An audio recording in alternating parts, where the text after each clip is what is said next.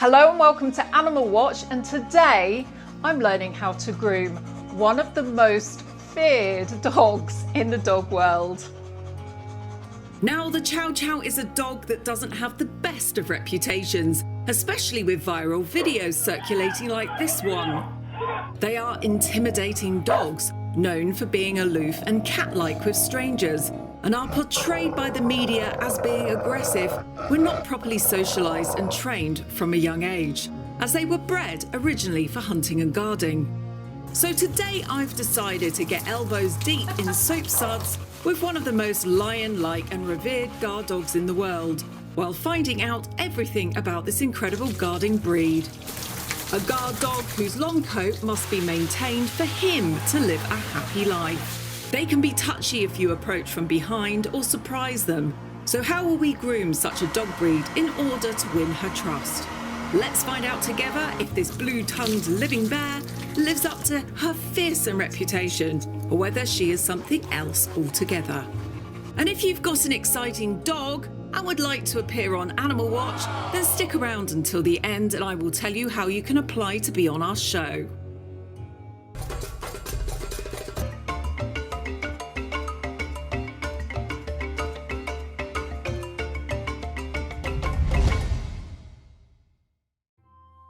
Now, there is one breed of dog that resembles both the bear and the lion, originating from Mongolia and central China, an ancient basal breed that appeared around 8,300 years ago and predates most other dog breeds in Asia.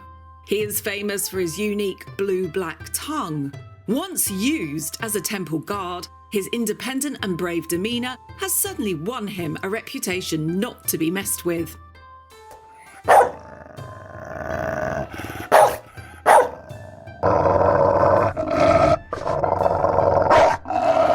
Despite his appearance quite drastically changing over the years, his fur remains thick, double-coated and prone to mats. Combine this with a cat-like independent temperament and you had better get on top of that socialisation and handling fast. Rhiannon of Tamoradi Chows keeps a staggering 29 chows in the heart of beautiful rural Wales. A far cry from the temple steps of the east. However, these beautiful Porsum lions roam her grounds, guarding and looking every inch the lion dogs they were created to be. With this awesome appearance comes a lot of maintenance and grooming. It's important to teach a dog with such courage and tenacity that it's okay to be touched and handled, as without being able to touch a dog like this would result in a very uncomfortable and painful life for it. So today we are grooming the gorgeous Banoffee. She is a 4-year-old shaded red rough-coated chow.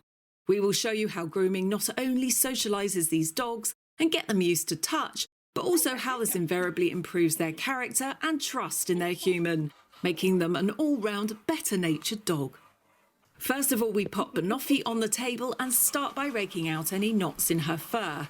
This is to make the whole experience kinder and less painful for her as she has a long coat. As we want to encourage our dog to trust us, we need to make sure we make her as comfortable as possible throughout the process. Thinning scissors are a good grooming tool to help thin the mats out before they are eased out gently. I'm just doing it behind the knot so I can pull that out without hurting her.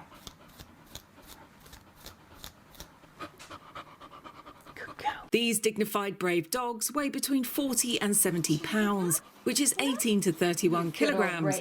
They were originally bred to hunt and guard temples. They come in 2 different coat types, the smooth and the rough. An interesting fact is they have 2 more teeth than any other dog, a trait they share with some bears.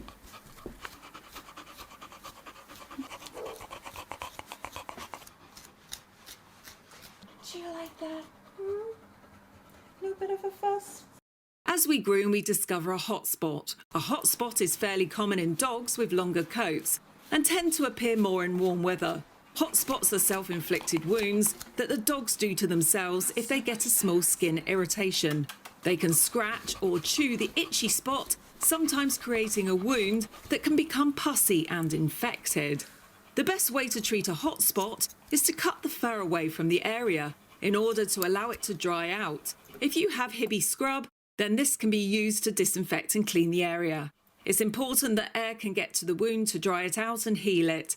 If the wound becomes infected, then please visit your vet, as sometimes antibiotics and an anti-scratch collar are needed to help the wounds heal. This is something that she's nibbled and caused. So what we've done is we've just cut the hair away so that once I finish bathing and blasting her, we can then treat this properly. But by cutting the coat away, it means that we allow the injury to heal and dry out, which is the first possible thing we can do. Now we move Banoffee over to the bath.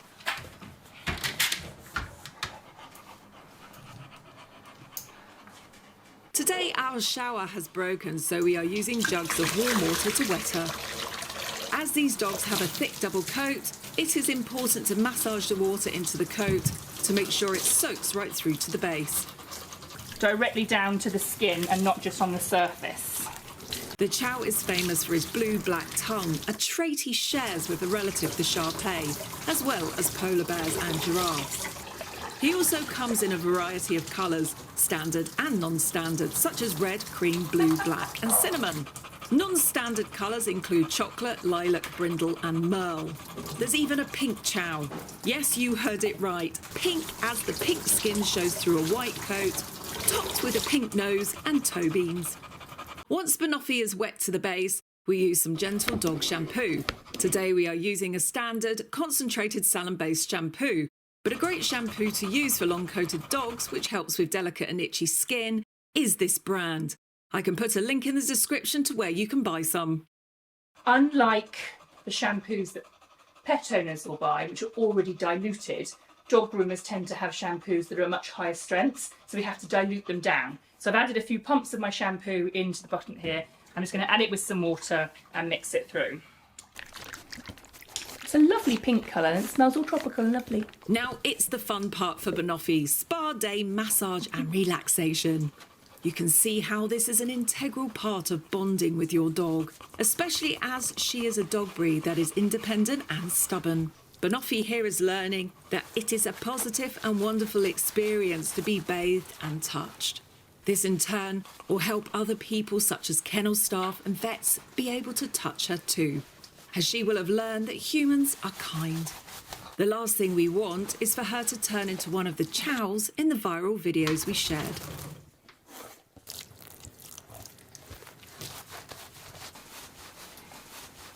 We're just going to give her a good brush all over with this. This is a slicker brush, like a pin brush, just to make sure that we've got a nice and soapy all the way through.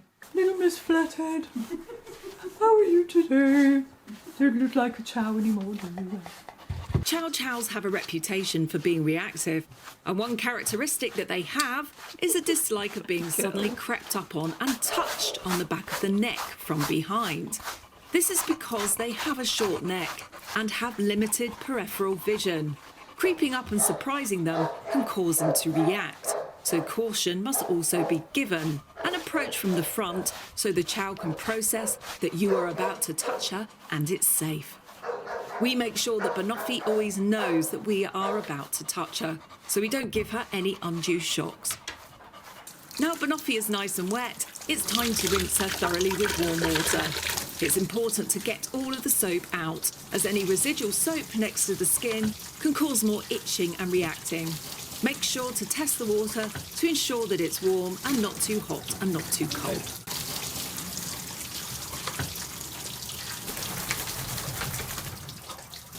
If you're interested in introducing a chow into your family home, know that plenty of socialisation is needed if they are to live with children. The children too must be educated into respecting the dog's boundaries. Rhiannon has raised Banoffee and her chow friends alongside her 3 children. The chows all get on fantastically well with the children, as they have been handled by them from a young age, but with respect and care. Chows can be sensitive in being handled incorrectly, so it's imperative that children are taught not to climb all over them and to grab them. A positive puppyhood with children will result in a well-balanced, kind-natured dog, just like Banoffee here, who proves that not all chows should be judged on how the media portrays. Now blasting will help get rid of all the water from her coat. It'll also help loosen up any other knots or yucky bits that we haven't managed to get out so far.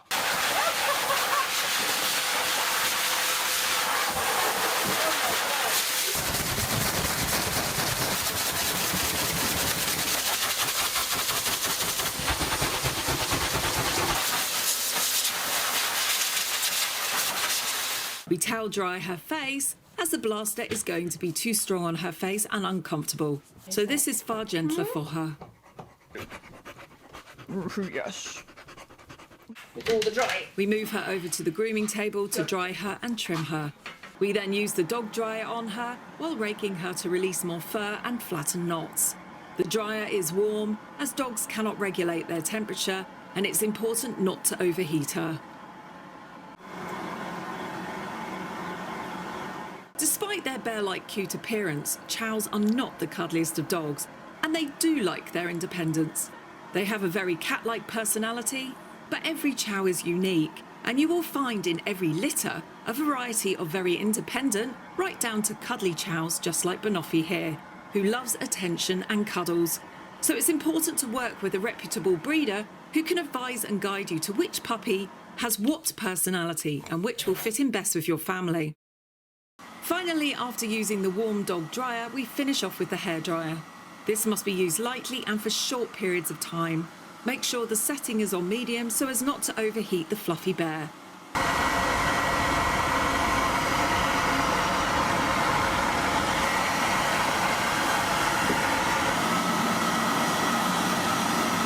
Little Banoffee here loves licking and nibbling Rhiannon to show her appreciation. Dogs and wolves nibble each other when bonding, and this is an important part of bonding with your dog. This is going to help you make a relationship with your Chow Chow, and invariably make her enjoy handling and being touched far more than a chow that is ignored. Finally, we clip her paws into little cat feet to match her personality.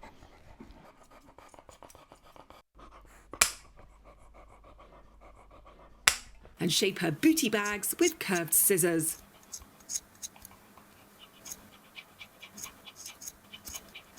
We use thinning scissors around her bottom. And now she's bootylicious. We finish up with some fur conditioning spray. And now for the reveal.